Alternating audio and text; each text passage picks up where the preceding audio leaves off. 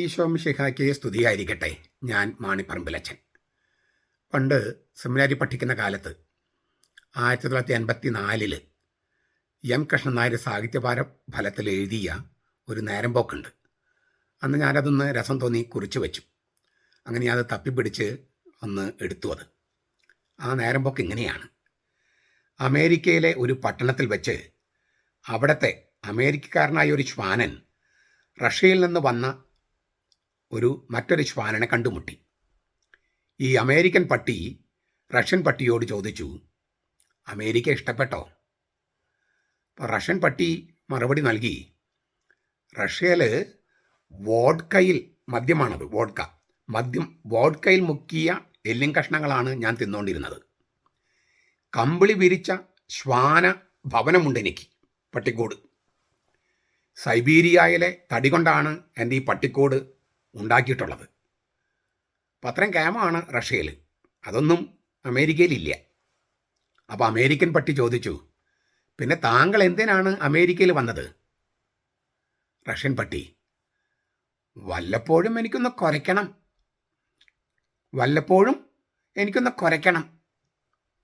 അതിനുള്ള സ്വാതന്ത്ര്യം റഷ്യൻ പട്ടിക്ക് റഷ്യയിലില്ല.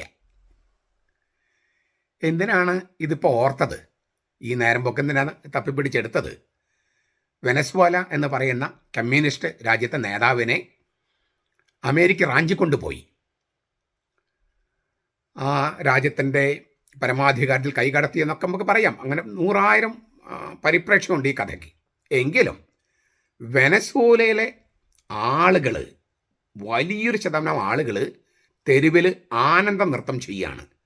അവർക്ക് കുരയ്ക്കാനുള്ള സ്വാതന്ത്ര്യം തിരിച്ചു കിട്ടിയിരിക്കുന്നു.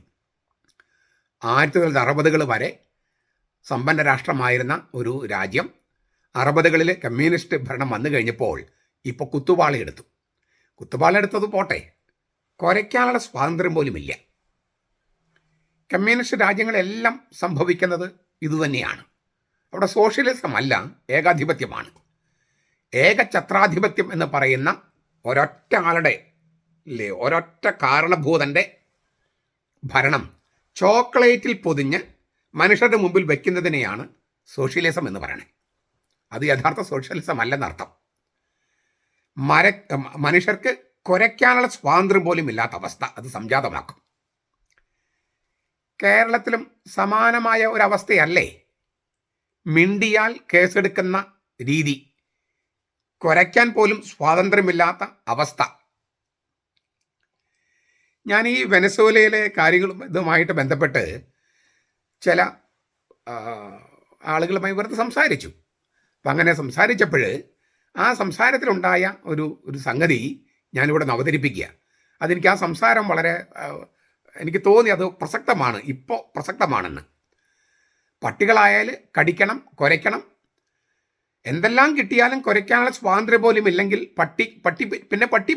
പട്ടിയായിരിക്കാൻ കഴിയില്ല. പട്ടിയായിരിക്കുന്നത് എങ്ങനെയാണ് പിന്നെ? പട്ടിയായിരിക്കാൻ എന്തിനാണ് പിന്നെ? കടിക്കാൻ പറ്റിയില്ലെങ്കിലും കുരയ്ക്കുകയെങ്കിലും വേണ്ടേ? ഇതാണ് പട്ടി ചോദിച്ചത്. അപ്പോൾ വേറെ ആൾ ചോദിച്ചു, അപ്പോൾ എന്തിനാണ് ഈ കാവൽ നായ്ക്കൾ, കാവൽക്കാരായ പട്ടികൾ? ശത്രു വന്നാൽ കടിക്കാൻ, കടിച്ചോടിക്കാൻ, ചുരുങ്ങിയ പക്ഷം കുരച്ച് യജമാനനെ ഉണർത്താൻ, അല്ലെങ്കിൽ നമ്മുടെ വിലയേറിയ സ്വത്ത് കവർച്ചക്കാർ, കള്ളന്മാർ അടിച്ചു മാറ്റും.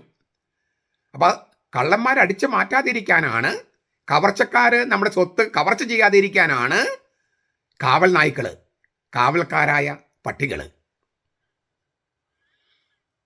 ഉടനെ ഒരാൾ ഇടയ്ക്ക് കയറി പറഞ്ഞു, പക്ഷെ ഒരു പ്രശ്നമുണ്ട്. യജമാനനേക്കാളും വീട്ടുകാരെക്കാളും കള്ളന്മാരാണ് ചാരായത്തിൽ മുക്കിയ എല്ലിൻ കഷ്ണം ഈ പട്ടികൾക്ക് ഇട്ട് കൊടുക്കുന്നതെങ്കിൽ, കാവൽ പട്ടികൾക്ക് ഇട്ട് കൊടുക്കുന്നതെങ്കിൽ, കാവൽ പട്ടികൾ ഓടിക്കുകയോ ശത്രുവിനെ ഓടിക്കുകയോ കള്ളന്മാർ ഓടിക്കുകയോ കടിക്കുകയോ കുരയ്ക്കുകയോ പേടിപ്പിക്കുകയോ ചെയ്യണമെന്നില്ല.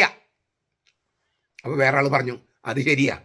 അപ്പോൾ വാലാട്ടി കിട്ടുന്ന എല്ലിൻ കഷ്ണം കടിച്ചു പറിക്കുകയുള്ളൂ.